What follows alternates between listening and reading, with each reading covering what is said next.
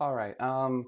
Before we get to importing the image to the website, I wanted to just talk for a tiny little second about how to save the image when you create from clipboard.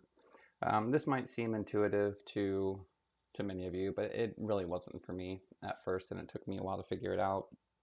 So I figured I'd share. When working with files in GIMP, it seems to me that they have I don't know, it's almost like a proprietary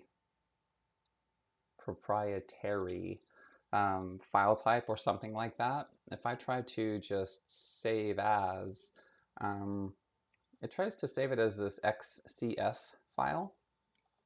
And uh, I don't know, that might be a perfectly fine file type, but I know that Cabinavision doesn't support it, so I avoid it. Instead, what you can do is file export as, and when you export it as, you have this option here to select the file type. You get to specify that it's a PNG.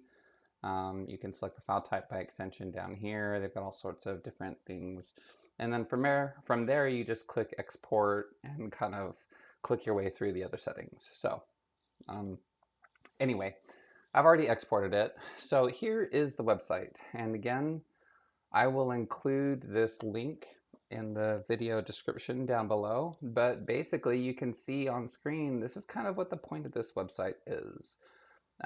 You see here, this is one image of rocks, and after processing it through this image processor, the result is over here on the right, which really, you can see that it's a repeating pattern, but the lines in between the pictures or the images they're just really soft compared to what we see over here. Specifically, you'll see kind of like what I was talking about, where there's a real dark spot here in the lower right of the image, but in the upper right, there's a light spot, and it really clashes in this part right here in the middle where it's coming together. And again, with the grass.